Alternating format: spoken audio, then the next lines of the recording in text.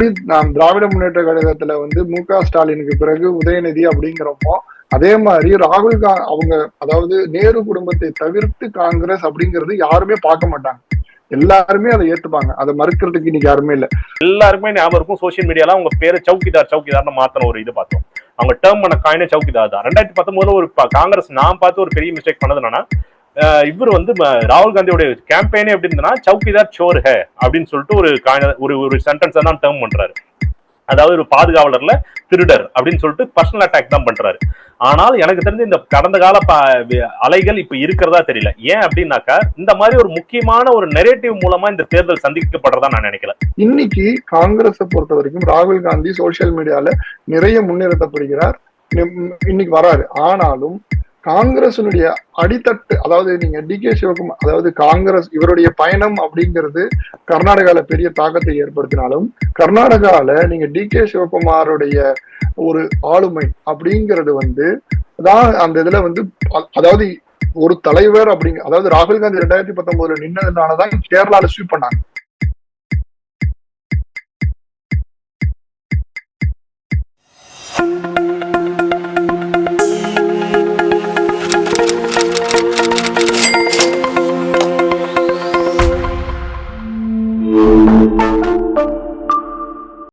வணக்கம். இன்னைக்கு அரசியல் கதை போமா செக்மெண்ட்ல அரசியல் ஆர்வலர் திரு ஜனார்த்தனன் அவர்களை சந்திக்கிறோம். ஜனார்த்தனன் ரொம்ப நாள் கழிச்சு நம்ம டிஎன்சி தமிழ் சேனல்ல சந்திக்கிறோம், ஒரு நீண்ட இடைவெளிக்கு பிறகு. நம்ம கடைசியா பேசும் பொழுது முதல் கட்ட தேர்தல், நாடாளுமன்ற தேர்தலுக்கு ஒரு நாளைக்கு முன்னாடி நம்ம கடைசியா பேசியிருந்தோம். இந்த ஒரு கிட்டத்தட்ட ஒரு எவ்வளவு சொல்றது, ஒரு 7 வாரம் சொல்லலாமா? இந்த 7 வாரத்துல அப்ப இருந்த நரேட்டிவ் என்ன அப்படின்னு பாத்தீங்கன்னாக்க, நம்ம பேசி முடிக்கும் பொழுது பிஜேபி இல்ல என்டிஏ கூட்டணி 400+ அப்படின்ற ஒரு இதை பிச் பண்ணியிருந்தாங்க. இந்தியா கூட்டணியில வந்து நிறைய குழப்பங்கள் இருக்கிறதாவும், இந்த தாட்டியும் வந்து மோடி வர வாய்ப்பு இருக்கிறதாவும் பரவலா பேசப்பட்டுட்டு வந்துச்சு. அப்பவுமே வந்து ஒரு எட்ஜ் இருக்கிறதா சொன்னாலுமே இந்தியா கூட்டணிக்கு வாய்ப்பு இருக்கா அப்படின்ற ஒரு இது இருந்துச்சு.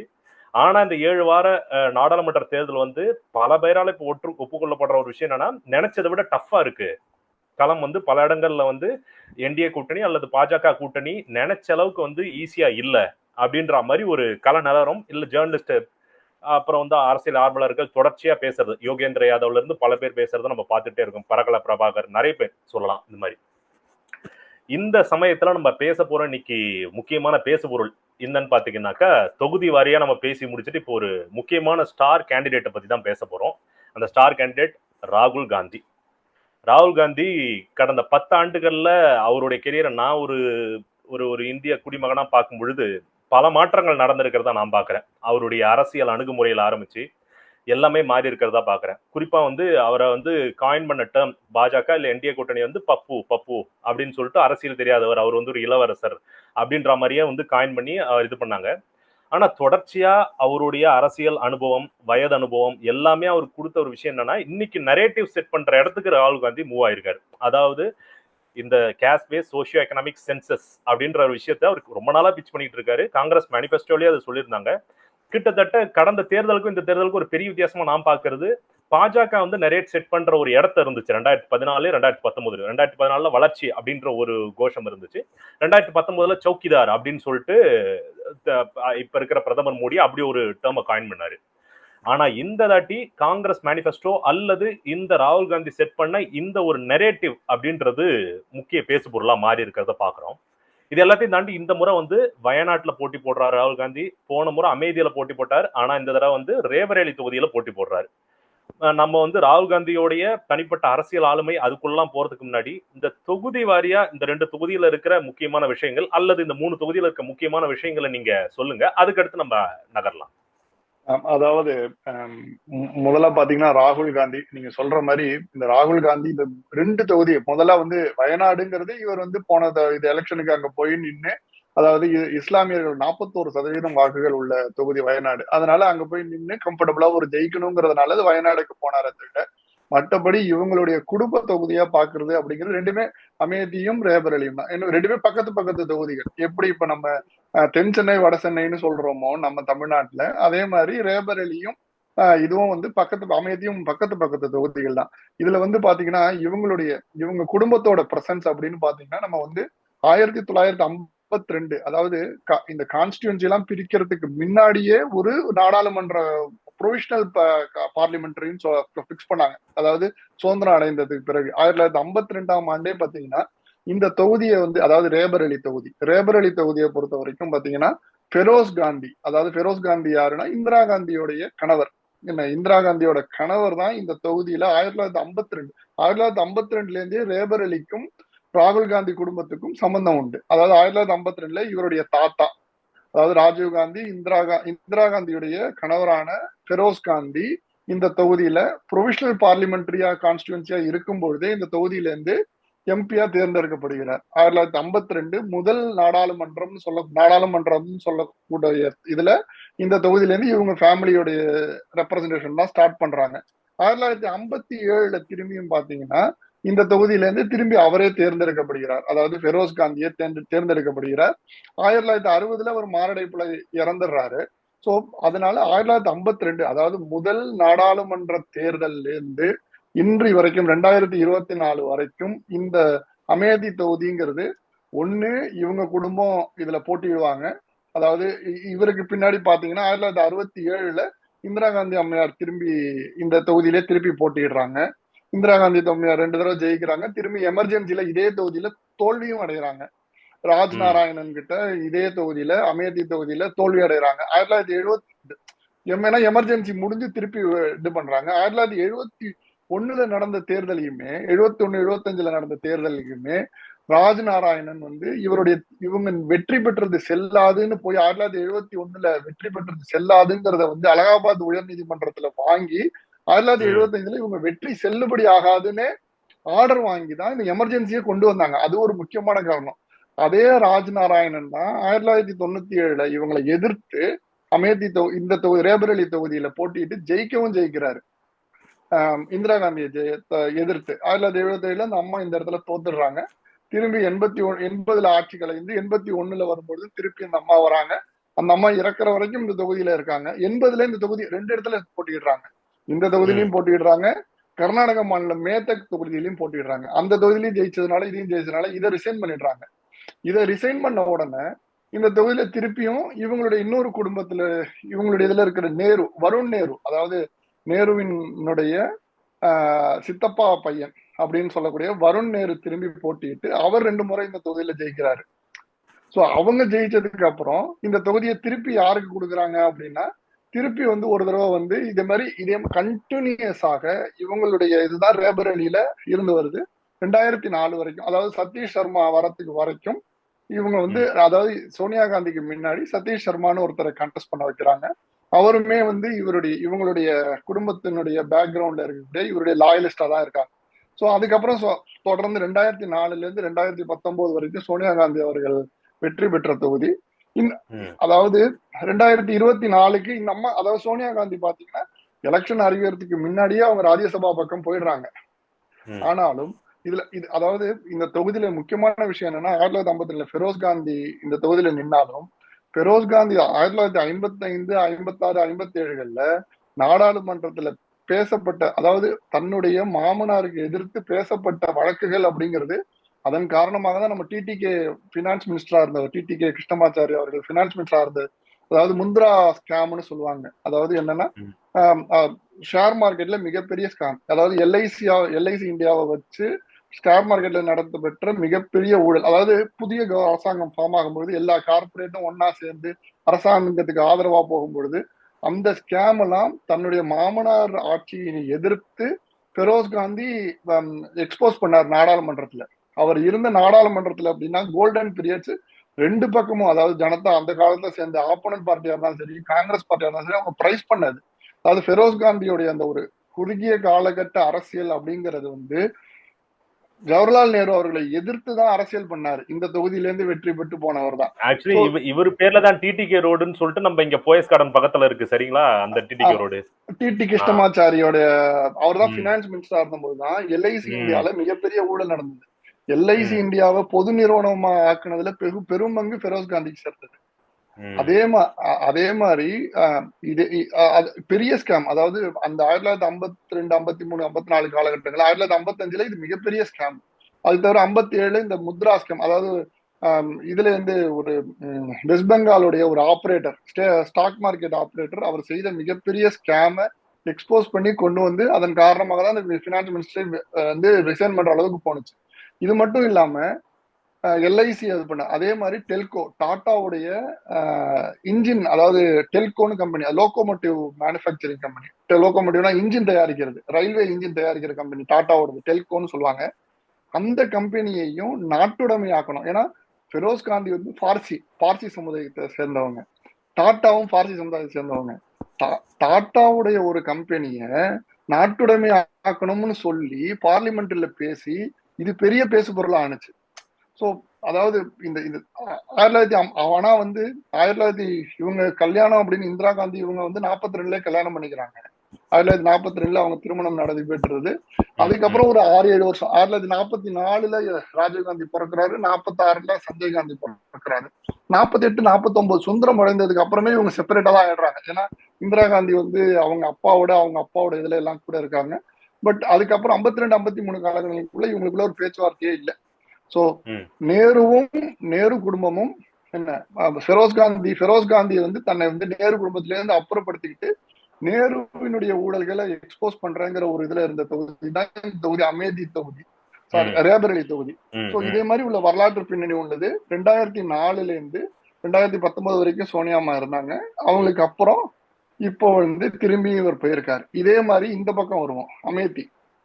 ஏற்கனவே ராகுல் காந்தி தோற்ற தொகுதி 2019 ஸ்மிருதி இரானி அவர்களிடம் தோல்வியை பெற்ற தொகுதி அமேதி. அமேதியை பாத்தீங்கன்னா பெரிய அப்செட் இல்லையா? 2019 அது யாரும் எதிர்பார்க்கல. எனக்கு தெரிஞ்சு ஜனார்தன், ஆக்சுவலி இந்த 2019 ஸ்மிருதி இரானி கிட்ட வந்து ராகுல் காந்தி தோத்தது வந்து எதிர்பார்க்காத ஒரு தோல்வியா இருந்துச்சு. மிகப்பெரிய கிரேட் அப்செட்டாக இருந்துச்சு. கிட்டத்தட்ட காங்கிரஸ் உடைய ரிசல்ட்ஸை சமப் பண்ண மாதிரி இருந்துச்சு. அந்த தோல்வின்றது காங்கிரஸோட தோல்வியை சமப் பண்ண மாதிரி இருந்துச்சு.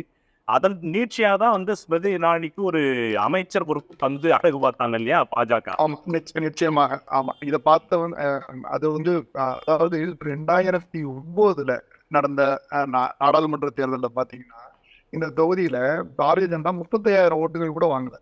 2009 அவங்க வாங்கின வாக்கு சதவீதமே 5% வாக்குகள் தான் அமேதி தொகுதியில. 2019 அது அப்படியே மாறி ஸ்மிருதி இரானி ஜெயிக்கக்கூடிய அளவுக்கு வந்திருக்காங்க. அப்படின்னா அந்த தொகுதியில வந்து அதாவது சொல்லணும்னா என்னன்னா, இவங்களுக்கு கேர்டேக்கர் அப்படிங்கிறது பாத்தீங்கன்னா அந்த தொகுதியில சதீஷ் சர்மான்னு ஒருத்தர் இருக்காரு. இவங்க தான் அந்த தொகுதியை பார்ப்பாங்க. இன்னைக்கு வந்து இப்ப அதே மாதிரி இன்னைக்கு ஒரு இதுல அதே அமேதி தொகுதியில போட்டியிடுற கேண்டிடேட், காங்கிரஸ் கேண்டிடேட், இவர் தான் வந்து அந்த அமேதி தொகுதியை ரொம்ப நாளா பாத்துக்கிட்டு இருந்தாங்க. இவங்களுக்காக அந்த தொகுதியை பாக்குறவங்க அப்படிங்கிறவங்க வந்து ராஜீவ்காந்தி பீரியட்ல வந்து சிங் ஒருத்தர் இருந்தாரு. அவர் வந்து அந்த தொகுதியை பார்த்துப்பாரு, அஜய் சிங்னு பேரு. அவருக்கு அப்புறம் அப்படிங்கிறது இவங்க தான் இந்த தொகுதியெல்லாம் கேர்டேக்கர் மாதிரி பாத்துக்கிட்டு இருந்தாங்க. ஸோ இந்த அமேதி தொகுதியை பொறுத்த வரைக்கும் பாத்தீங்கன்னா 1980 இருந்து இந்த தொகுதி வந்து இவங்க வசமா தான் இருக்கு. 1980 பாத்தீங்கன்னா அமேதியில சஞ்சய் காந்தி ஃபர்ஸ்ட் போட்டிட்டு ஜெயிக்கிறாரு. ஆனா அவர் வந்து அதே வருடங்கள் நடந்த பிளேன் கிராஷ்ல அவர் இறந்துடுறாருங்கிறதுனால திருப்பி 1981 ராஜீவ் காந்தியை இந்த தொகுதியில நிப்பாட்டுறாங்க வேட்பாளரா. ராஜீவ் காந்தி ஃபர்ஸ்ட் டைம் நிற்கும் போது பாத்தீங்கன்னா இந்த தொகுதியில கிட்டத்தட்ட 85% வாக்குகளை ராஜீவ் காந்தி வாங்குறாரு. அவர் இந்த தொகுதியில இன்னொன்னு வெற்றியோட மார்ஜின் பாத்தீங்கன்னா இவருக்கு அடுத்து, அதாவது சரத் யாதவ், அதாவது லோக்தல்ல மிகப்பெரிய தலைவர் அந்த காலகட்டங்கள்ல, சரத் யாதவ் வாங்கின வாக்குங்கிறது 7% தான். 78% வாக்குகள் வித்தியாசத்துல ராஜீவ் காந்தி இந்த தொகுதியில வெற்றி பெறுகிறாரு. அதுதான் இன்று வரைக்கும் நம்மளுடைய நாடாளுமன்ற தேர்தல்களில் இருக்கிற வெற்றி வாக்கு சதவீதத்திலேயே மிக அதிகமான வாக்கு, மிகப்பெரிய இடைவெளி. 78% வாக்குகள் வித்தியாசத்துல ராஜீவ் காந்தி 1981 இந்த தேர்தல் இங்க வந்து வெற்றி பெறுகிறார். திருப்பி 1984 நடக்கும்பொழுதும் அதே மாதிரியே 72% வாக்குகள் வித்தியாசத்துல ஜெயிக்கிறாரு. ஸோ அதுக்கப்புறம் இது நடந்துகிட்டே இருக்கும்பொழுது 1989 எலெக்ஷன் நடக்கிறதுல இன்னொரு பீட்டினா திரும்பி இவர் கண்டெஸ்ட் பண்ணும்பொழுது இவரை எதிர்த்து ரியல் காந்தி ஃபேமிலியோடைய பேரன், காந்தியுடைய பேரன், அதாவது ராஜ்மோகன் காந்தின்னு பேரு, ராஜ்மோகன் காந்தி தான் ராஜீவ் காந்தியை எதிர்த்து போட்டிடுறாரு இந்த தொகுதியில. ராஜ்மோகன் காந்தி யாருன்னு பாத்தீங்கன்னா, அதாவது மகாத்மா காந்தியுடைய பொண்ணுக்கும் நம்ம இவர் ராஜா பையனுக்கு பிறந்தவர் தான் Rajmohan Gandhi.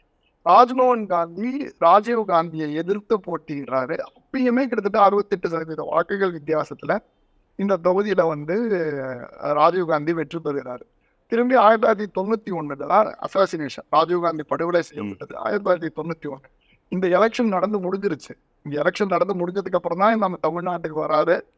Election results announce பண்ணும்போதும் 56% வாக்குகள்ல ராஜீவ் காந்தி இந்த தொகுதியில வெற்றி பெற்றதாக அனௌன்ஸ் பண்ணி அதுக்கப்புறம் தான் இடைத்தேர்தல் வருது. 1991 இறந்துடுறாரு. நம்ம தமிழ்நாட்டில் வந்து அடுத்த கட்ட தான் இங்க எலெக்ஷன் கம்பெனி இங்க வராரு. ஸோ இதெல்லாம் முடிஞ்சு ஒரு வாரியா முடிஞ்சதுக்கு அப்புறம் தான் இதுக்கப்புறம் இந்த பை எலெக்ஷன்ல சதீஷ் சர்மாவை இந்த தொகுதியில் நிப்பாட்டுறாங்க. ஏன்னா அவங்க குடும்பம் எனக்கு நினைவு சரியா இருந்தா அந்த அந்த அந்த அசாசினேஷனுக்கு அப்புறம் நடந்த நாடாளுமன்ற தேர்தல் தான் இருக்கிறதுல இந்திய வரலாற்றிலே அதிக தொகுதியில ஜெயிச்ச ஒரு எலெக்ஷனா இருந்துச்சு. அது இல்ல அது வந்து அதாவது இந்திரா காந்தி படுகொலை செய்யப்பட்ட அடுத்து நடந்த தொகுதியில தான் 436 தொகுதியில காங்கிரஸ் ஜெயிக்கிறாங்க. இந்திரா காந்தி 1984 இந்த தேர்தலில் கிட்டத்தட்ட இதுலயும் 400க்கு மேல ஜெயிச்சாங்க இல்லையா? 1989 கைது பண்ணி 380 தொகுதிகள் கிட்ட ஜெயிக்கிறாங்க. 380. இந்த இதை பொறுத்த வரைக்கும் திரும்பி ராஜீவ்காந்தி படுகொலை செய்யப்பட்டதுக்கு அப்புறம் திரும்பி 92 பை எலெக்ஷன் வந்து அதுலதான் இந்த சதீஷ் சர்மாவை வந்து சதீஷ் சர்மாங்கிறது இவருடைய லாயலே ஒரு, அதனால அவங்கள அப்படியே கொண்டு வந்து நிற்க வைக்கிறாங்க காந்தி ஃபேமிலி. 96, 98 பொறுத்த வரைக்கும் அதாவது வாஜ்பாயோடைய முதல் பீரியடு அப்படிங்கிற ஒரு காலகட்டத்தில் 2 தடவையுமே வந்து சஞ்சய் சிங் அப்படிங்கிற ஒரு பிஜேபி கேண்டிடேட் தான் அந்த தொகுதியை ஜெயிக்கிறாங்க. ஸோ இதுக்கப்புறம் வந்து பார்த்தீங்கன்னா திரும்பி அப்படியே 99 இந்த தொகுதியில திருப்பி சோனியாவை களமிறக்கி சோனியா 48% வெற்றி வாக்குகள ஜெயிக்கிறாங்க. ஸோ 99 நம்ம ஜெயிச்சிடறாங்க. 2004 இந்த தொகுதி வந்து ராகுல் வசமாகுது. 2004 தான் ஃபர்ஸ்ட் டைம் ராகுல் காந்தி இந்த தொகுதியில போட்டியிடுறாரு. போட்டியிடும் பொழுது 50% வாக்கு வித்தியாசத்துல 50% வாக்குகள் வித்தியாசத்துல ஜெயிக்கிற ராகுல் காந்தி 2009 திரும்பியும் வந்து ஜெயிக்கிறாரு. 2014 திரும்பியும் ஜெயிக்கிறாரு. இப்பெல்லாம் பாத்தீங்கன்னா 2014 வந்து பாத்தீங்கன்னா அதாவது 2009 ராகுல் காந்தி போட்டியிடும் போது அவருடைய வெற்றி வந்து கிட்டத்தட்ட வந்து 57% வாக்குகள் வித்தியாசத்துல. ஆனா 2014 திரும்பி ஸ்மிருதி இரானி தான் அப்பயும் போட்டிடுறாங்க. 57% வாக்குகள் ஜெயிச்சவர்கள் ஸ்மிருதி இரானிங்க 2014 வெறும் 12% வாக்குகள், அப்பயே வந்து 35% வாக்குகள். 2009 வெறும் 34,000 ஓட்டுகள் வாங்கின பாரதிய ஜனதா 2014 35% வாக்குகளை பெற்று 2வது பெரிய கட்சியா அந்த தொகுதியை பொறுத்த வரைக்கும் வந்துடுறாங்க. ஸோ அதையே தொடர்ந்து களத்தை இது பண்ணி அதாவது 35,000 ஓட்டு வாங்கினவங்க பாரதிய ஜனதா 2009 ஒரு தேர்தல் விட்டு அடுத்த தேர்தல் 2019 55,000 வாக்குகள் வித்தியாசத்துல ராகுல் காந்தி ஜெயிக்கிறார். சரி, இதுல என்ன ஆயிடுச்சுன்னா இதை பாத்தீங்கன்னா இது தெரியும். இதுதான் அதாவது இவங்க வந்து நம்ம தொகுதி அப்படிங்கிற ஒரு அலட்சியத்தினால என்ன யாரும் ஜெயிச்சு இது பண்ண போறாங்க அப்படிங்க. நல்ல வேலை 2019 வயநாட்டுல போய் ராகுல் காந்தி நின்று அந்த தொகுதியை தன் வசமாக்கினாரு. இல்லாட்டினா வந்து இந்த அமேத்தி தொகுதியே வந்து அவருக்கு வந்து தோத்துருந்தாருன்னா எவ்வளவு பெரிய ஒரு இதுவா இருக்கும் பாருங்க. 2019 இவர் போய் வயநாடுல நின்னது திரும்பி வந்து ராகுல் காந்தி வரப்போறாரு அப்படிங்கிற ஒரு விஷயத்துல அங்க ஸ்வீப் பண்ணாங்க. கேரளால உள்ள அனைத்து தொகுதிகளிலுமே என்ன கேரளால காங்கிரஸை சார்ந்தவர்கள் அப்படிங்கிற ஐஎம் அவங்க சேர்ந்தது எல்லா தொகுதியிலுமே கம்ப்ளீட் ஸ்வீப் எடுத்தாங்க. கேரளால உள்ளது கம்ப்ளீட் ஸ்வீப் ஆனது. லெஃப்ட் ஒண்ணுமே ஒரு இதுலையும் ஜெயிக்க முடியல. அந்த ஸ்வீப் எடுத்தாங்க. இந்த எலெக்ஷன் இப்போ நம்ம 2024 வருவோம். இப்போ பாத்தீங்கன்னா வயநாடுல நின்னாரு. ஸோ வயநாடுல நின்று மூணாம் கட்ட தேர்தல் வரைக்கும் அமைதியில நிக்க போறேன். ஆனா ரேபரேலியும் அமைதியும் காங்கிரஸ்க்கு அப்படின்னு வந்து இவங்க வந்து உத்தரப்பிரதேசத்துல சமாஜ்வாடி பார்ட்டி ஒதுக்கி வைக்கப்பட்ட ஒரு இடமா தான் இருந்துச்சு. இதுல நிக்க போறோமா நிக்கலையா? ஸோ ஏன்னா முதல்லயே வந்து சோனியா காந்தி அவர்கள் தன்னை வந்து ராஜ்யசபாக்குன்னு முன்னிறுத்திக்கிட்டாங்க. அதனால அவங்க நிக்க போறது இல்லைங்கிற ஒரு தீர்மானம் வந்துருச்சு. ஸோ இவர் நிக்க போறாரா இல்ல பிரியங்கா காந்தி? ஆக்சுவலி பிரியங்கா காந்தி இந்த 2 தொகுதியில் ஒரு தொகுதி நிப்பாங்கன்னு எல்லாம் எதிர்பார்த்தாலும் கடைசியில் அவங்க போட்டி இல்லை. பிரியங்கா காந்தி போட்டி இல்லை. அது இதுக்கப்புறம் வாலண்டியரா பிரியங்கா காந்தியோட வீட்டுக்காரர் ஒரு ராபர்ட் வத்ரா கேட்கறாங்க, மக்கள் கேட்கறாங்க, நான் நிக்கலாம், மக்கள் கேட்கறாங்க, மக்கள் எதிர்பார்க்கிறாங்க அப்படின்னாங்க. அது எல்லாத்தையும் மறுத்து இவர் வந்து ரேபரேலியில தன் தாயோடைய தொகுதியில போய் மீண்டும் வந்து களம் காண்கிறார். அப்படிங்கிற பொழுது என்ன அச்சம் ஏற்பட்டதா இல்லை என்ன? ஏன்னா இப்ப இதுல இவ்வளவு முக்கியமான சிக்கல் என்னன்னு வச்சுக்க, அடுத்த 2026 கேரளாவில் எலெக்ஷன் வந்து லோக்கல் எலெக்ஷன், அதாவது அசம்பிளி எலெக்ஷன். ஸோ இவர் வயநாடுல ரிசைன் பண்ணிட்டாரு அப்படின்னா இது வந்து காங்கிரஸ், ஏன்னா காங்கிரஸ் பிரதான கட்சி அங்கே, அதாவது லெஃப்ட் இல்லை காங்கிரஸ், அதாவது காங்கிரஸ் வந்து இன்னைக்கு பாப்புலராக இருக்கிற மாநிலங்கள் ஒரு சில மாநிலங்களில் கேரளாவும் இன்னைக்கு ஒன்று கர்நாடகா, கேரளாலையும் ஆட்சி அமைக்கக்கூடிய ஒரு தருவாயில் தெலுங்கானாலே அவங்க ஆட்சி தான் இருக்கு, தெலுங்கானாலேயும் அவங்க ஆட்சி தான் இருக்கு. ஸோ இதை மாதிரி தான் பவர்ஃபுல்லாக இருக்கிற இதில் இப்போ நாளைக்கு போய் வயநாட்டில் இப்போ 2 தொகுதியிலையும் ஜெயிக்கிறார், அதை மாற்று கருத்தே இல்லை, ஜெயிச்சவர்னு வச்சுக்கலாமே. ஸோ ஆனால் முன்னாடி கிட்டத்தட்ட வந்து 4.5 லட்சம் வாக்குகள் வித்தியாசத்தில் வயநாட்டில் ஜெயிச்சார். அந்த அளவுக்கு இந்த தடவை வெற்றி இருக்குமாங்கிறது வந்து ஒரு பெரிய கொஸ்டின். ஏன்னா சிபிஐ ராஜாவுடைய மனைவி ஆனி ராஜா அந்த தொகுதியை சேர்ந்தவங்க, அவங்க வந்து தேர்தல் காலத்தில் டைரக்டாக இவங்க எதிர்த்துட்டாங்க. அதே மாதிரி பாரதிய ஜனதா கட்சியினுடைய மாநில தலைவர் சுரேந்தர், அவர் வந்து இந்த தொகுதியில் இப்போ அவர் எதிர்த்து போட்டிடுறாங்க. ஸோ சுரேந்தர் வந்து கேரளாவில் ரொம்ப பரிச்சயமான பாரதிய ஜனதாவுடைய ஃபிகரில் ரொம்ப பரிச்சயமான ஒரு மனிதர்னு வச்சுக்கோங்க.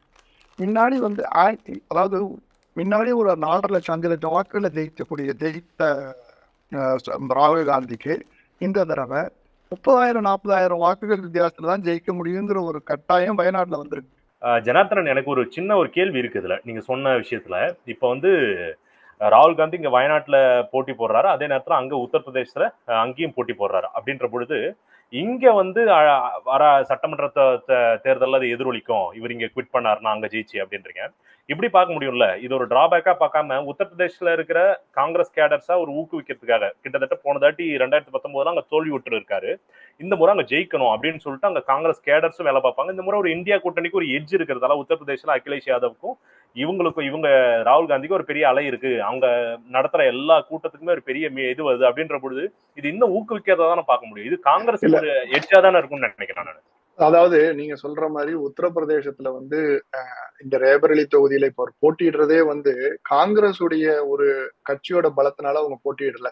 அந்த தொகுதியில பொறுத்த வரைக்கும் சமாஜ்வாடி பார்ட்டியோடைய பலத்தை நம்பிதான் இந்த தடவை வந்து ரேபரேலி தொகுதியில ராகுல் காந்தி. ஏன்னா இது வந்து இந்த தொகுதியை பொறுத்த வரைக்கும் பாத்தீங்கன்னா வந்து 5 அசம்பிளி கான்ஸ்டிடுவன்சி இந்த தொகுதிக்குள்ள வருது. அதாவது பச்சார்வன், ஹர்ச்சந்தர்பூர், ரேபரேலி, சரேனி, ஊன்சார்னு ஒரு 5 தொகுதி இருக்கு. இந்த 5 தொகுதியிலையும் பாத்தீங்கன்னா ரேபரேலி ரேபரேலியில சட்டமன்ற தொகுதிங்கிறது வந்து பாரதிய ஜனதா வசம் இருக்கு. அதே மாதிரி ஊன்சார் தொகுதியும் பாரதிய ஜனதா வசம் இருக்கிறது. ரேபரேலியில இருக்கிற தொகுதியில இருந்து அதித்தி சிங்னு ஒருத்தவங்க இருக்காங்க. அவங்கதான் வந்து ரொம்ப சின்ன வயசுலயே உத்தரப்பிரதேசத்தோட சட்டமன்ற தொகுதிக்கு தேர்ந்தெடுக்கப்பட்டவங்க. இவங்கெல்லாம் இதுல என்ன ஒரு விஷயம்னா, இவங்க எல்லாருமே காங்கிரஸ்ல இருந்து பாரதிய ஜனதாவுக்கு போனவங்க என்ன. சோ அது தவிர மீதி உள்ள தொகுதிகள் எல்லாமே பாத்தீங்கன்னா சமாஜ்வாடி பார்ட்டியோட வசம்தான் இருக்கு. இதுல ரேபரேலி தொகுதியில என்ன ஒரு மனநிலைமை அப்படின்னா, வேலை செய்யணும் அப்படிங்கிறதுக்காக பாத்தீங்கன்னா DK சிவகுமார் கர்நாடகால இருந்து அங்க போய் உட்கார்ந்துருக்காரு, கமல்நாத் அங்கிருந்து அங்க போய் உட்கார்ந்துருக்காங்க. அதே மாதிரி இது காங்கிரஸினுடைய அத்தனை தலைவர்களும் பெருந்தலைவர் புரியுது, கமல்நாத்தோடைய வருகை வந்து பிஜேபிக்கு தான் ஆதரவா இருக்கும்னு நினைக்கிறேன். அதாவது நம்ம நம்மளுடைய இத கம்பேர் பண்ணி பாக்கணும்னு வச்சுக்கோங்க. தமிழ்நாட்டுல RK நகர் தொகுதியில எப்படி டிடிவி தினகரனுக்கு எல்லாரும் போய் வேலை செஞ்சாங்களோ அதே மாதிரி காங்கிரசினுடைய பெரிய தலைவர்கள் அத்தனை பேரும் இன்னைக்கு வந்து ரேபரேலியில போய் உட்கார்ந்துருக்காங்க. 2வது விஷயம், பியூர் அண்ட் பியூர் சமாஜ்வாடி பார்ட்டியுடைய லோக்கல், அதாவது பூத் லெவல்ல உள்ள கமிட்டியை நம்பிதான் காங்கிரஸ் இந்த சமாஜ்வாடி பார்ட்டில என்ன ஒரு மனநிலைமை இருக்குன்னா, அங்க இருக்கிற பூத் லெவல்ல வேலை பார்க்கறவங்களுக்கு இவங்களுக்கு வேலை பார்த்து இவங்க ஜெயிச்சு திரும்பி காங்கிரஸ் வரும். எப்படியும் 2026 அடுத்த சட்டமன்ற தேர்தல் வந்துடும். சட்டமன்ற தேர்தலில் நிச்சயமா காங்கிரஸோட சமாஜ்வாடி போக மாட்டாங்க. ஏன்னா அவங்க தனியா தான் பார்ப்போம். நீங்க சொல்றதுல எனக்கு ஒரே ஒரு பாயிண்ட் இன்டர்வியூ பண்ணோம். நீங்க இந்த மாதிரி ஒரு டைனமிக்ஸ் பார்த்தா நமக்கு கேள்விப்படுறது பிஜேபிக்குள்ள அங்க ஒரு இது நடக்குது. இவர் வந்து பாஜகவுடைய தலைவர் நட்டாவே என்ன சொல்றாரு, RSS உடைய தேவையெல்லாம் எங்களுக்கு இருந்தது உண்மைதான், இப்ப நாங்களே வளர்ந்துட்டோம்னு பேசுறாரு. அங்க வந்து யோகி ஆதித்யநாத் முதல்வரா இருக்கிறவருக்கும் இங்க பிரதமரா இருக்கிற மோடிக்கும் ஒரு கோல்டு வார் நடக்கிறதா பேசுறாங்க. உத்தரப்பிரதேசத்துல முன்னளவுக்கு அவங்களுக்கு பாப்புலாரிட்டி இல்ல. போன தாட்டியே வந்து கிட்டத்தட்ட அவங்களுடைய வச்ச ஓட்டு எண்ணிக்கை எடுத்துட்டாங்க, 60 தொகுதிக்கு மேல ஜெயிச்சுட்டாங்க. இந்த தாட்டி அந்த அளவுக்கு வர்றதே ஒரு கடினம் இருக்கு அப்படின்லாம் சொல்லும்போது அந்த டைனமிக்ஸ் நம்ம பார்க்கணும். ஆப்போசிட்ல இந்த மாதிரி உள்ள டைனமிக்ஸ் இவங்களுக்குள்ள இருக்கிற பிரச்சனைகள் சிக்கல் இருக்கும்போது அதுவும் இந்த வெற்றிக்கு துணை போன்றதை நம்ம பார்க்கணும்னு நான் நினைக்கிறேன்.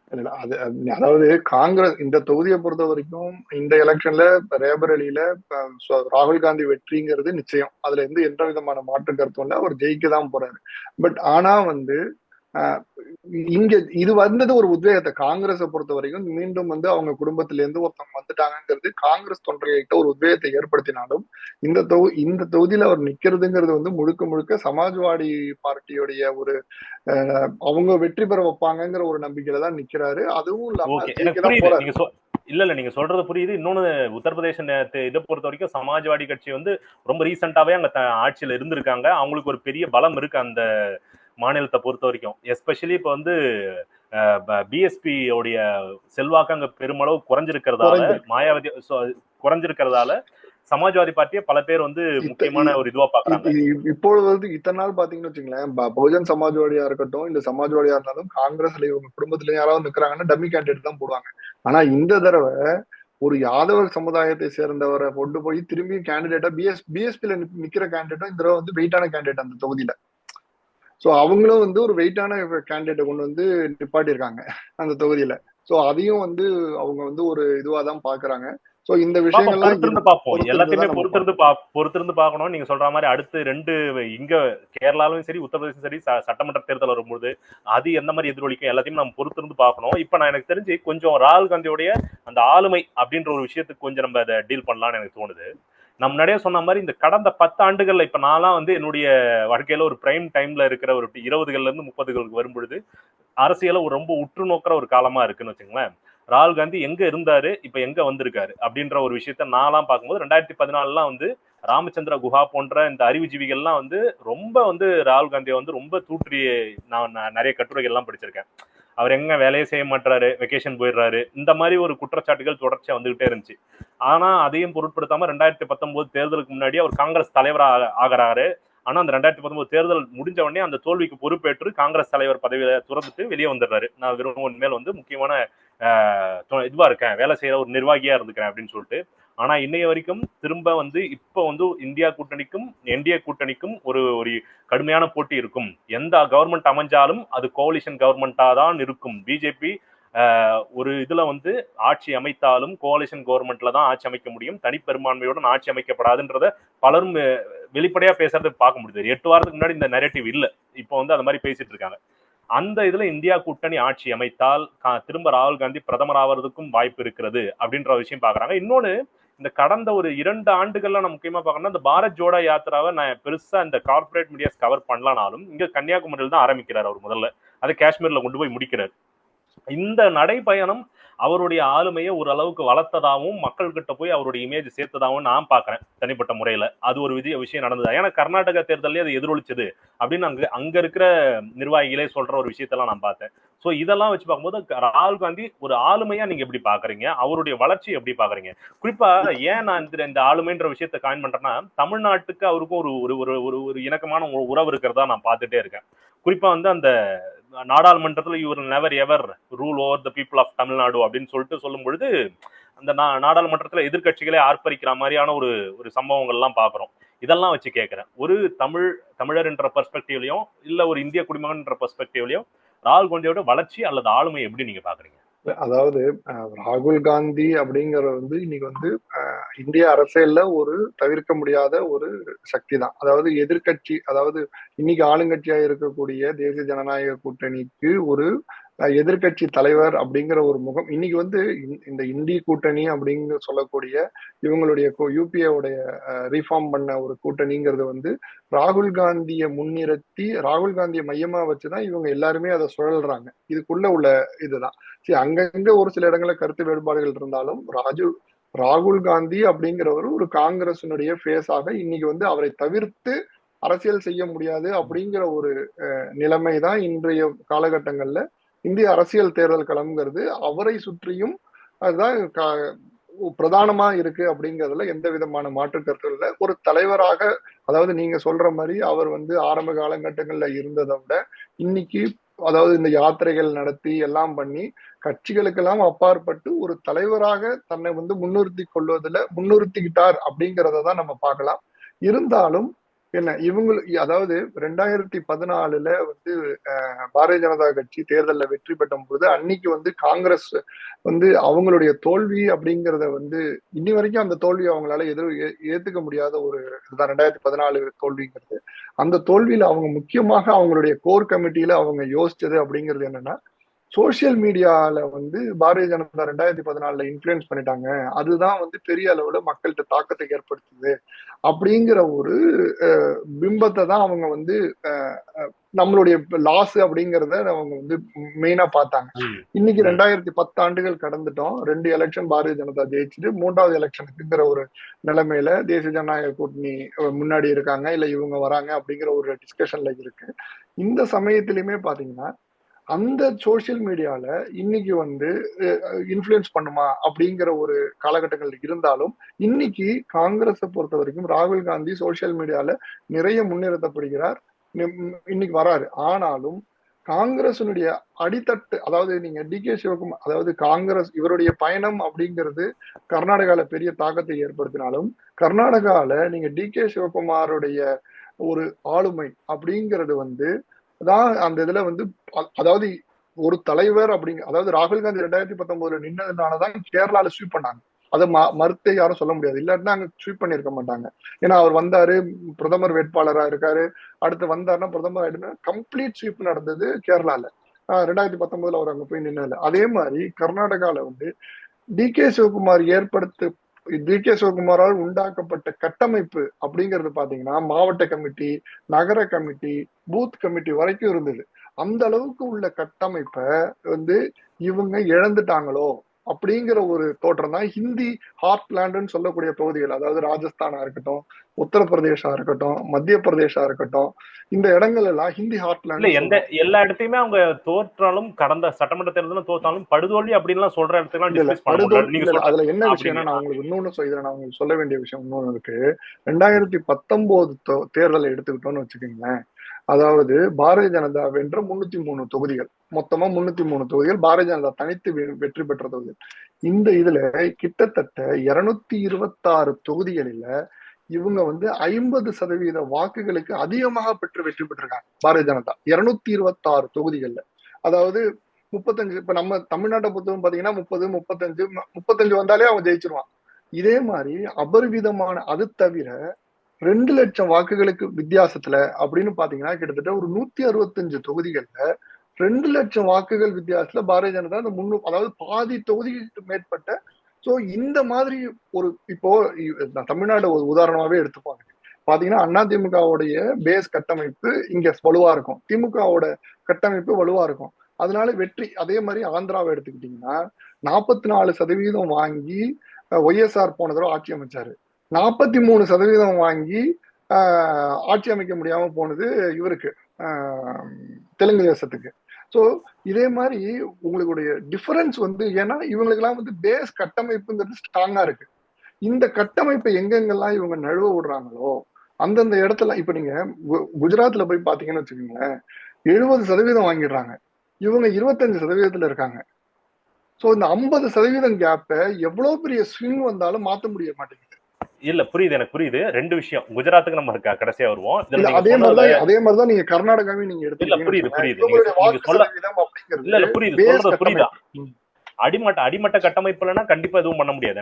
எனக்கு புரியுது. அரசியல் தெரிஞ்ச எல்லாருக்குமே தெரியும் சோசியல் மீடியால பாலிடிக்ஸ் பண்ண முடியாது அப்படின்றது. ஒரு இன்றைய வரைக்கும் சோசியல் மீடியா இன்ஃபுளுன்ஸ் பண்ற இந்த காலகட்டத்திலையும் அதான் நிதர்சனம். இது புரியுது. நான் கேட்க வர்ற ஒரு முக்கியமான விஷயம் என்னன்னாக்கா, 2014 ஆகட்டும், 2014 நம்மளுக்கு என்ன தெரியும், இந்தியா அகேன்ஸ்ட் கரப்ஷன் சொல்லிட்டு ஒரு மூவ்மெண்ட், அது வலதுசாரி என்ஜிஓக்களால் ஊக்குவிக்கப்பட்டதுன்ற ஒரு குற்றச்சாட்டு இருக்கு. அதுக்கு நம்ம அடுத்து வருவோம்.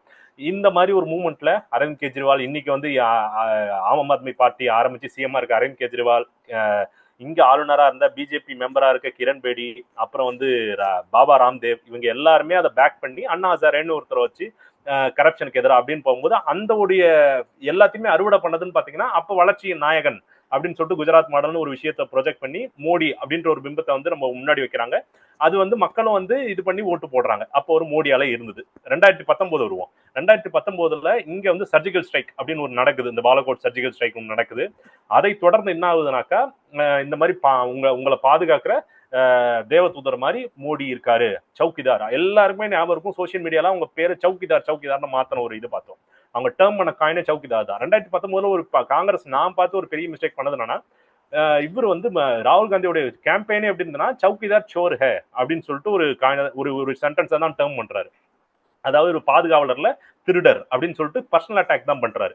ஆனால் எனக்கு தெரிஞ்சு இந்த கடந்த கால அலைகள் இப்ப இருக்கிறதா தெரியல. ஏன் அப்படின்னாக்கா, இந்த மாதிரி ஒரு முக்கியமான ஒரு நெரேட்டிவ் மூலமா இந்த தேர்தல் சந்திக்கப்படுறதா நான் நினைக்கல. இங்க வந்து காங்கிரஸ் மேனிஃபெஸ்டோ இல்ல அந்த கேஸ்ட் சோசியோ எக்கனாமிக் சென்சஸ் சொல்லப்படுற அந்த சென்சஸ், இந்த மாதிரி விஷயங்கள் முக்கிய பேசு பொருளா இருக்கு. கிட்டத்தட்ட பிரதமர் நரேந்திர மோடியுமே அதை சுத்தி தான் அவருடைய கருத்தை சொல்ற மாதிரியான ஒரு சூழலும் இல்ல ஒரு அழுத்தமும் கொடுக்கப்பட்டிருக்குன்றதை நான் பாக்குறேன். அப்படின்ற பொழுது போனதாட்டி இருந்த எட்ஜ் நான் வந்து ஒரு பார்வையாளராக இருந்து பார்க்கும்போது பிஜேபிக்கு இந்த முறை இல்லைன்றதுதான் தோணுது. ஏன்னா போன முறை நான் திரும்ப சொன்ன மாதிரி போன முறை மோடி அவர்கள் நரேட்டிவை செட் பண்றாரு, வளர்ச்சி நாயகன் பாதுகாவலர். ஆனா இந்த முறை என்ன நரேட்டிவ் செட் பண்ணப்படுது அப்படின்றத நான் பார்க்கும் பொழுது இந்த நரேட்டிவ்க்குள்ள திரும்ப நம்ம பேசிட்டே இருக்கிறோங்க அப்படின்னு பார்க்க முடியுது. அதனால வந்து அந்த ஸ்வீப் இந்த முறை வருமா, இல்ல நீங்க சொல்ற அளவுக்கான ஒரு பெரிய வாக்கு வித்தியாசம் பல தொகுதிகளில் வருமான்றது என்னுடைய கேள்வியா இருக்கு. இல்ல அதாவது நீங்க சொல்றது கரெக்ட். பட் அதாவது இந்த நரேட்டிவ் அப்படிங்கிறது தான் வந்து எல்லா எலெக்ஷன்லயுமே பெரிய லெவல்ல காயின் பண்ணி கொண்டு, அதாவது 2004 பாத்தீங்கன்னா, அதாவது 99 வாஜ்பாய் ஆட்சி முடிஞ்சு 2004 ரெண்டாவது தடவை வாஜ்பாய்க்கு வரும். அப்ப இன்னைக்கு வந்து பெரிய ஒரு எதிர்ப்பலைங்கிறது ஒண்ணும் கிடையாது. இந்தியா ஷைனிங் அப்ப வந்து பிரமோத் மகாஜன் தான் அதை கொண்டு வந்தாங்க. இந்தியா ஷைனிங் அப்படின்னு கொண்டு வந்தாங்க. அன்னைக்கு அவங்க நினைச்சது என்னன்னா, டெக்னாலஜியை வச்சு ஜெயிச்சிடலாம். அதனால இந்த SMS அனுப்புறது, போன் பண்ணி பேசுறது, போன் ஆட்டோமேட்டிக் கால் வருது, அப்பெல்லாம் அந்த வந்து சமூகம் அதே மாதிரி வந்து அதுல ஜெயிச்சிடலாம் அப்படின்னு நினைச்சதா இந்தியா ஷைனிங்கிற ஒண்ணு காயின் பண்ணாங்க. அது வந்து அவங்களுக்கு ஒரு பிக்கெஸ்ட் ஃபிளாப் ஆயிடுச்சு. இந்தியா ஷைனிங்கிறது ஒன்றும் பெருசா எடுபட்ட மாதிரி இல்லை. அதுக்கப்புறம் இந்த 2 டேர்ம்ங்கிறது அவங்க டேர்ம் முடிஞ்சிருச்சு. 2014 நீங்க சொன்ன மாதிரி அதே மாதிரி இந்த நரேட்டிவ் அப்படிங்கிறது, அதாவது அதாவது அந்த எலெக்ஷன்ங்கிறது நம்ம இதுல வந்து ஒரு 7 கட்டங்கிறது 5ல இருந்து 7 கட்டங்கிறது வந்து தவிர்க்க முடியாத சூழ்நிலை. பிகாஸ் ஆஃப் தி பாப்புலேஷன் அது வந்து தவிர்க்க முடியாத ஒரு சூழ்நிலையாகி போச்சு. அப்படி இருக்கும்போது இந்த ஆரம்பிக்கும் போது செட் பண்ற நரேட்டிவ் அப்படிங்கிறது தான் அப்படியே கேரி ஃபார்வர்ட். நீங்க சொல்ற மாதிரி 2014 2019 அதே மாதிரி இவங்க இந்த இந்த நரேட்டிவை, அதாவது இன்னைக்கு பிஜேபி கொண்டு வந்த நரேட்டிவ் என்ன இந்த எலெக்ஷன்ல, இது அதாவது என்டிஏ ஜெயிக்க போறது, யூபிஏ ஜெயிக்க போகுது, இதெல்லாமே விட்டாலும் காங்கிரஸ் தவறிய விஷயங்கள் அப்படிங்கிற ஒரு சில விஷயங்களை வந்து நான் இங்க வந்து சொல்லணும்னு அபிப்பிராயப்படுறேன். அதாவது 2020 ஒரே விஷயம் மட்டும் நான் இன்டர்வியூ பண்ண விரும்புறேன். ஒரே விஷயம், நீங்க அதுக்கப்புறம் தொடருங்க. இந்த தாட்டி இந்த 3 மாசம் தேர்தல் நடக்கிறதே பலர் விமர்சிக்கிறாங்க. இது ஏன் அப்படின்னாக்கா 2014 நடக்கும்போது எனக்கு தெரிஞ்சு 1 மாசம் தான் தேர்தல் நடக்குது. ஏப்ரல் 7 ஆரம்பிச்சு மே 12 முடிச்சிடறாங்க. டெக்னிக்கலா பாத்தீங்கன்னா இந்த தாட்டி அந்த 3 மாசம்ன்றதே வந்து எலெக்ஷன் நம்ம முன்னாடியே ஒரு எபிசோட்ல பேசியிருக்கோம். தேர்தல் ஆணையம் மேல இருக்கிற குற்றச்சாட்டுக்கு இதெல்லாம் பத்தி, இந்த தேர்தல் ஆணையருடைய அப்பாயின்மெண்ட்ல ஆரம்பிச்சு இந்த வெறுப்பு பேச்சு பேசுறாருன்னு சொல்லிட்டு ஒரு குற்றச்சாட்டு பிரதமர் மேல எழுந்ததுல இருந்து அதுக்கு என்ன ஆக்ஷன் தொடர்ச்சியா இந்த மாதிரி விஷயங்கள்லாம் இருக்கு. ஆனால் இந்த 3 மாதங்கள் நடத்துறது பல விஷயங்கள்ல வந்து தேர்தல் ஆணையத்துடைய இன்கேப்பபிலிட்டி தான் காட்டுறது. இவரு நம்ம அமைச்சர் பிடிஆர் கூட அதை சொல்லியிருக்காரு. அதை மட்டும் நான் ஜஸ்ட் அதாவது தேர்தல் இவ்வளவு பெரிய லாங் தேர்தல் நடத்தணுமாங்கிறது இட்ஸ் டிபேட்டபிள் திங். அது வந்து நிச்சயமாக டிபேட் பண்ண வேண்டிய விஷயம். சரி, இதுல என்ன விஷயம்னா 2024 பொறுத்த வரைக்கும் இவங்க பாரதிய ஜனதா கூட்டணி வந்து ஆட்சி அமைக்க அதாவது இந்த எலெக்ஷனை ஃபேஸ் பண்ணும்போதே என்ன ஆரம்பிச்சிட்டாங்கன்னா, இந்த முறை 400 அப்படின்னு ஒரு நரேட்டிவா செட் பண்றாங்க. என்ன சோ அவங்க என்ன காங்கிரஸ் என்ன பண்ணிருக்கணும், அதை கவுண்டர் பண்றதுக்கு நீங்க 400ன்னு சொன்னீங்கன்னா நான் 500ன்னு சொல்லணும், நாங்க 500 வாங்க போறோம்னு சொல்லணும். இவங்க 400ன்னு எந்த நம்பர் வச்சு, ஏன்னா 303 வாங்கிட்டாங்க, இந்த முறை 400 அப்படிங்கிற 400 இலக்குன்னு அவங்க அனௌன்ஸ் பண்றாங்க.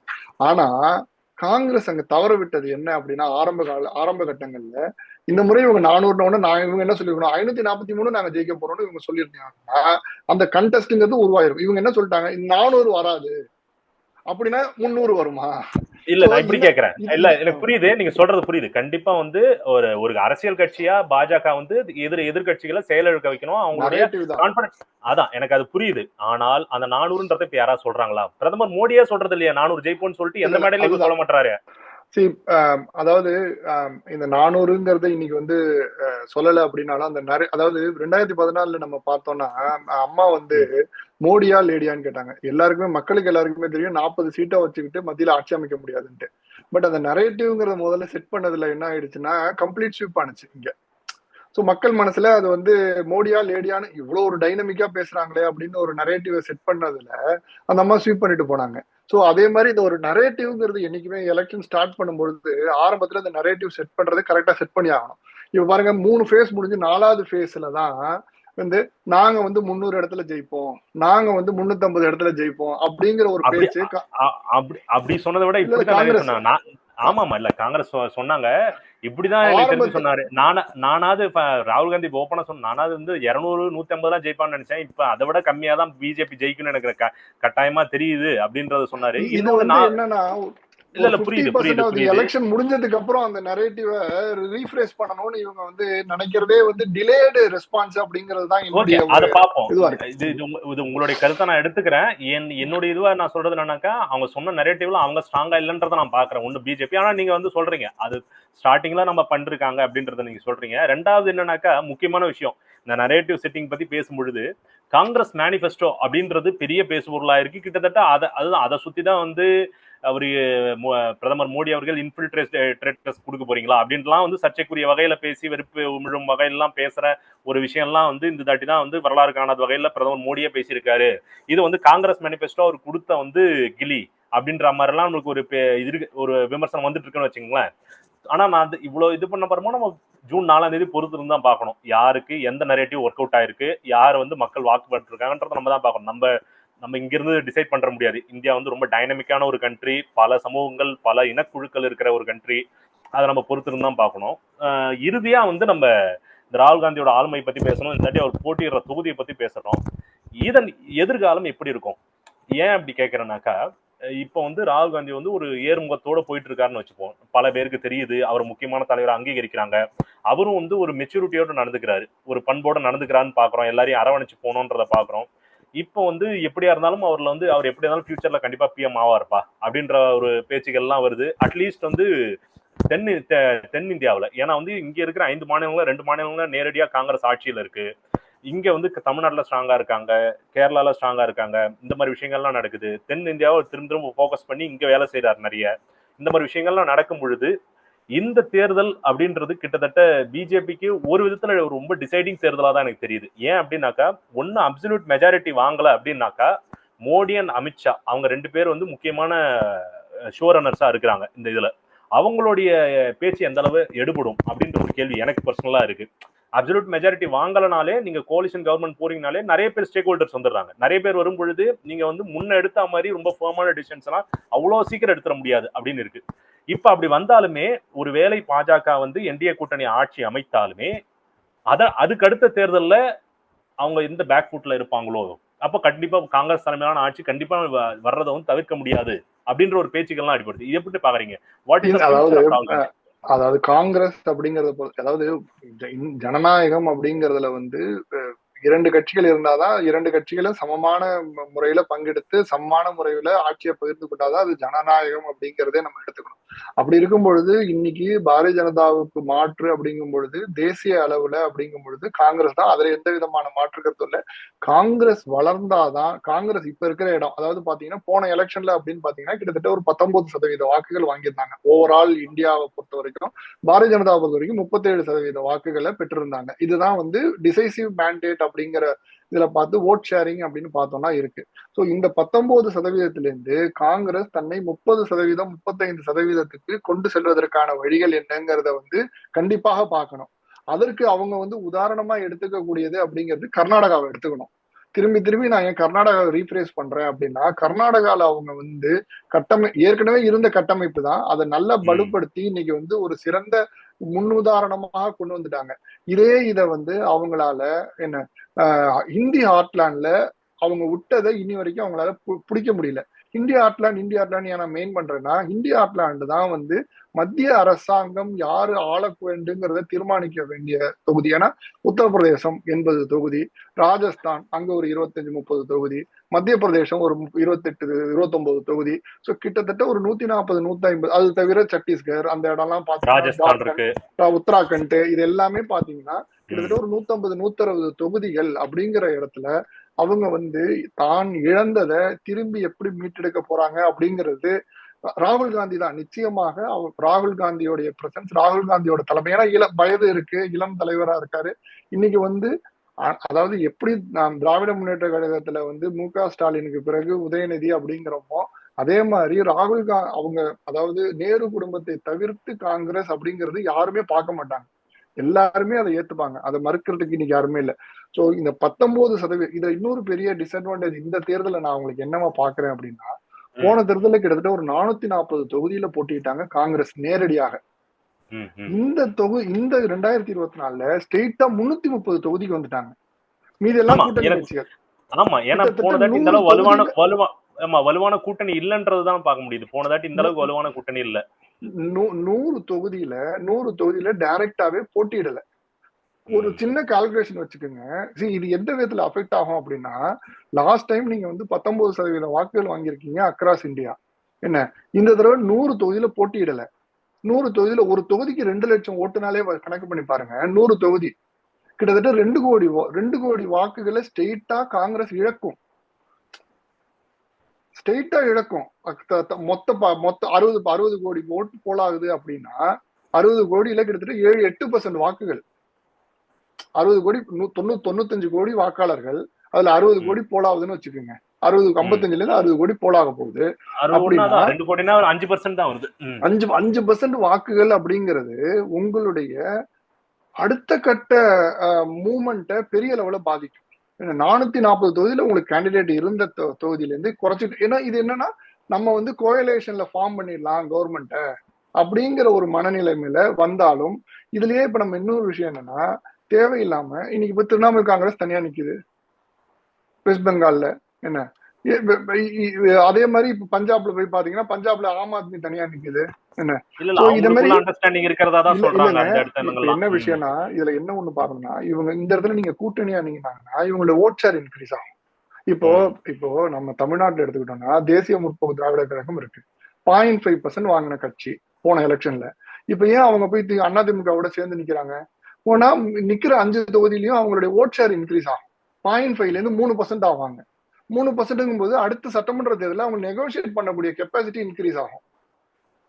சோ இதே மாதிரி இந்த அலையன்ஸையே வந்து இன்னும் கொஞ்சம் பர்மிடபிளா பண்ணிருந்தாங்க அப்படின்னா, சோ இப்போ இதேதான் இங்க வந்து தமிழ்நாட்டுல பாரதிய ஜனதா அதிமுக தவற விட்டத என்ன தேசிய அளவுல இந்தி கூட்டணி தவற விட்டுட்டதோ அப்படிங்கறதுதான் என்னுடைய ஒரு இதுவா இருக்கு. ஏன்னா இப்போ வெஸ்ட் பெங்கால்ல சேர்ந்து நின்னாங்கன்னா ஜெயிச்சிருக்க போறாங்க, கம்ப்ளீட்டா ஸ்வீப் அடிச்சிருக்க போறாங்க. நிக்க முடியல. பஞ்சாப்ல சேர்ந்து நின்று இருந்தாங்கன்னா டிசைசிவா வந்திருக்க போறாங்க. பஞ்சாப்ல 4 முனை போற சிரோன்மணி அகாலிதமும் தனியா நிக்கிறாங்க, ஓட்டு பிரிக்கிறாங்க. ஆம் ஆத்மி தனியா நிக்குது, பிஜேபி தனியா நிக்குது. சோ இந்த இடத்துல இதே மாதிரி ஹிந்தி ஆட்லான்ல பிரிச்சுக்கிட்டு இருக்காங்க. யூபியில இன்னும் கொஞ்சம் பார்கெயின் பண்ணி நல்லபடியா வந்திருக்க முடியும். 17 சீட்டோட ரெஸ்ட்ரிக்ட். யூபிஏ ஆண்ட கட்சி இன்னைக்கு 17 சீட்ல குறுகி நிக்கிறாங்க. வெறும் 17 சீட்ல 80 தொகுதியில 17 புரியுது. நீங்க சொல்ற எல்லாமே புரியுது. ஃபியூச்சர் ஆஃப் காங்கிரஸ்ல எந்த மாதிரி தாக்கத்தை ஏற்படுத்தும்னு ஒண்ணு இருக்கு. இந்த முறை நான் ஒரு உதாரணத்துக்கு சொல்றேன். ஒரு இந்த சினாரியோன்னு வச்சுப்போம், ஒரு அசம்ஷன் சினாரியோன்னு வச்சுப்போம். 150 சீட் காங்கிரஸ் ஜெயிக்கிறாங்கன்னு வச்சுக்கோங்களேன், ஒரு உதாரணத்துக்கு சொல்றேன். அது ஜெயிக்கும் போது கண்டிப்பா உங்களுக்கு கான்பிடன்ஸ் தரும். நெக்ஸ்ட் டைம் வந்து கண்டிப்பா அவங்களுடைய சீட் ஷேரிங் எல்லாமே வந்து வித்தியாசமா தான் இருக்கும், இவ்வளவு ஒரு வலுவான கட்சியா வரும்பொழுது. சோ இந்த தாட்டியோட ரிசல்ட் எனக்கு தெரிஞ்சு மிகப்பெரிய ஒரு பல விஷயங்களை திறந்து விடும். நீங்க சொல்ற மாதிரி 330 தொகுதிகள்ல 150 தொகுதிகள்ல காங்கிரஸ் ஜெயிக்கிறாங்க அப்படிங்கிற பட்சத்துல அவங்களுக்கு தேவை அப்படிங்கிறது இன்னொரு 125 தொகுதிகள். ஆமா ஆமா, கூட்டணி கட்சிகள்ல இருந்து 125 தொகுதிகள் அவங்களுக்கு தேவை. அந்த 125 கட்சினா ஆட்சி அமைப்பாங்க. 150 தொகுதிகள் அவங்க ஜெயிக்கணும் அப்படிங்கிறதுக்கு நீங்க சொல்ற நரேட்டிவ்ல போகணும்னா ஸ்விங் அப்படிங்கிறது 20ல இருந்து 25% ஓட்டு மாறணும். ஜெனரலா ஏதாவது அந்த டிஃபரன்ஸ்ல தான் அவங்க இருக்காங்க. அந்த போட்டியிடுற அத்தனை தொகுதியிலும் 20. ஆமா, அதுதான் சொல்றேன். கண்டிப்பா வந்து நான் சொல்றது ஒரு அசம்ஷன், இதுல சினாரியோல தான் சொல்றேன். சரிங்களா? இது நடக்கும் நடக்காதுன்றத ஜூன் 4 பொறுத்து தான் பார்க்கணும். ஏன் நான் இதை சொல்றேன்னா, ஒவ்வொரு தேர்தலையும் இந்த கேண்டிடேட் இப்ப மோடின்ற ஒரு ஆளுமைக்கு நமக்கு பிடிக்கலன்றதை தாண்டி அவருக்கு ஒரு பெரிய ஒரு பெரிய பாப்புலாரிட்டி இருக்குன்றதை ஒத்துக்கணும். அதே மாதிரி ராகுலுக்கு ஒரு பாப்புலாரிட்டி இருக்கு. 2வது கட்சிகள் எந்த அளவுக்கு வேலை செய்யறாங்கன்றது ஒண்ணு இருக்கு. நம்ம பாக்குறோம் இந்த மாதிரி RSSக்கும் பிஜேபிக்கும் ஒரு உள்ளடி இது போயிட்டு இருக்கு. அங்க யோகி ஆதித்யநாத்துக்கும் மோடிக்கும் ஒரு உள் பனிப்போர் போயிட்டு இருக்கு. இப்படிலாம் கேள்வி போறோம். இதெல்லாம் ஊகங்களா இருந்தாலுமே இந்த மாதிரி விஷயங்கள்லாம் நடக்குதுன்னு பாக்குறோம். இது எல்லாத்தையும் தாண்டி காங்கிரஸ் மேனிஃபெஸ்டோ அவங்க வந்து அந்த ஒரு விஷயத்துல பிடிச்சபடியில ஸ்ட்ராங்கா இருக்காங்க. இது எல்லாமே எந்த அளவுக்கு தாக்கத்தை ஏற்படுத்தும். பீகார்ல ஒரு வலுவான கூட்டணி இருக்கு, மகாராஷ்டிரால வலுவான கூட்டணி இருக்கு, தென்னிந்தியாவில அவங்க வந்து கொஞ்சம் வலுவா இருக்காங்க. இதெல்லாம் சேர்த்து அவங்களுக்கு ஒரு எட்ஜை கொடுக்குமா அப்படின்றத பொறுத்து இருந்து பார்க்கணும். ஜூன் 4ன்றது எல்லாரும் யோசிச்சது திரும்பி மோடி 3.0 அப்படின்ற ஒரு இடத்துல இருந்து மோடியா இல்ல வந்து என்ன கேட்டு நம்ம எல்லாம் சொல்லலாம் அவரு பிஜேபிக்கு கேரண்டின்றதோட மோடிக்கு கேரண்டின்றது தான் அவங்க சொல்லியே வச்சிருக்காங்க மேனிஃபெஸ்டோ. நரேட்டிவே மோடி தானே அங்க பிஜேபிங்கிறது ஆமா ஒரு கேஸ் இல்லாம நரேட்டிவே ஆமா மோடியா தான் இவங்க நியாயன்னு வச்சிருக்காங்க. ஆனா அவங்க வந்து ஒரு முகத்தை தான் இது பண்ணிருக்காங்க. கிட்டத்தட்ட ஒரு பிரசிடென்ட் எலெக்ஷன் மாதிரி தான் இதை அணுகுறாங்க பிஜேபி. சோ அது இல்ல அது எடுபடுமா? ஆமா அது அது இல்ல நான் சொல்றேன். 2014ல இருந்தே வந்து அந்த ஒரு மோடிங்கிற ஒரு ஃபேஸ தான் கொண்டு முன்னிறுத்தி வந்து அவங்க ஆமா எலெக்ஷனை கண்டெஸ்ட் பண்றாங்க. அதுல வந்து ஆமா அது எந்த அளவுக்கு பிஜேபிக்கு நல்லதுன்னு எனக்கு தெரியல. ஏன்னா மோடி அங்க இல்ல அப்படின்னாக்கா அப்ப யாரு அப்படின்ற மாதிரி. அதனாலதான் அரவிந்த் கெஜ்ரிவால் கூட ஒரு விஷயத்த சொன்னாரு. மோடிக்கு 75 வயசு ஆச்சுங்க, ரிட்டையர்மெண்ட் கொடுத்துருவாங்க, கொடுத்தாங்கன்னா அமித்ஷா தான் அடுத்து வந்து நிக்க போறாரு, மோடியே பிரதமரா இருக்க மாட்டான்னு சொல்லிட்டு ஒரு பிரச்சனை எல்லாம் கிளப்பி விட்டாங்க. ஒரு வேளை அது பிஜேபி திரும்பி பாரதிய ஜனதா அதுக்கு ஒரு கவுண்டர் கொடுக்குறாங்க. சோ ஆக மொத்தம் பாரதிய ஜனதா நீங்க ஜெயிக்க போகுதுன்னு ஒத்துக்கிட்டீங்க. சோ மோடி இல்லன்னா அமித்ஷா வந்துட்டாங்க. என்ன இல்ல அப்படிங்கிற ஒரு அது புரியுது நரேட்டிவ் புரியுது. அது அரவிந்த் கெஜ்ரிவால் சொன்னது என்னன்னா, ஒருவேளை பிஜேபி ஜெயிச்சாலுமே இதாங்க நடக்க போகுது அப்படின்னு சொன்னாரு. பட் ஸ்டில் அரசியல் கட்சிகள் இருக்கிறவங்க எதை சொன்னாலுமே திரும்பி வாங்கி அந்த பால் அடிக்க தான் பார்ப்பாங்க. சோ நம்ம இது பண்ணாலுமே இந்த தேர்தல் ஒரு விஷயத்துல வந்து தெளிவாகி இருக்கு. பிஜேபி அல்லது மோடி அண்ட் கோ நினைச்சது மாதிரி சுலபமா இல்லைன்றது நமக்கு தொடர்ச்சியா வர இது இருக்கு. அதே நேரத்தில் பாஜகவுடைய பலத்தையோ இல்ல அவங்களுடைய பாப்புலாரிட்டியோ மோடியோட பாப்புலாரிட்டியோ குறைச்சு மதிப்பிட முடியாது. எதிர்கட்சிகள் ஒரு டஃப்பான ஃபைட் தந்திருக்காங்கன்றதையும் நம்ம பார்க்க முடியுது. குறிப்பா வந்து தென்னிந்திய மாநிலங்கள்ல காங்கிரஸ் உள்ளிட்ட எதிர்கட்சிகள் அமைச்ச இந்தியா கூட்டணி ஒரு பெருவாரியான வெற்றியை பெறும்னு சொல்லப்படுது. 100 தொகுதிகள் மேல இங்க வெற்றி பெறாங்க, 130 140 தொகுதிகள்ல அப்படின்னாக்கா மிகப்பெரிய எட்ஜ் இருக்கிறதா தெரியுது. அப்படி அமைஞ்சால் கோலிஷன் கவர்மெண்ட் தான் அமையுமா, பிஜேபி வந்தாலும் இல்ல இந்தியா கூட்டணி வந்தாலும் கோலிஷன் கவர்மெண்ட் தான் அமையுமான்ற ஒரு விஷயத்தையும் பார்க்க வேண்டியிருக்கு. இவ்வளோ ஒரு இன்ட்ரெஸ்டிங்கான ஒரு எலெக்ஷனா தான் கடைசியில மாறி இருக்குது. பொறுத்திருந்து பார்ப்போம். ஜூன் 4க்கு பிறகு நம்ம நிறைய விஷயங்களை விவாதிப்போம். புது கவர்மெண்ட் எந்த கவர்மெண்ட் அமைஞ்சாலுமே நம்மளுடைய ஊகங்கள் இல்ல வந்து பொதுவா சொல்லப்படுற கருத்துக்கள்லாம் எந்த அளவுக்கு எடுபடுது இல்ல எந்த அளவுக்கு வருதுன்னு பார்ப்போம். இன்னைக்கு நிகழ்ச்சியில கலந்து கொண்டு கருத்துக்களை தெரிவித்தமைக்கு நன்றி திரு ஜனார்தனன். வணக்கம்.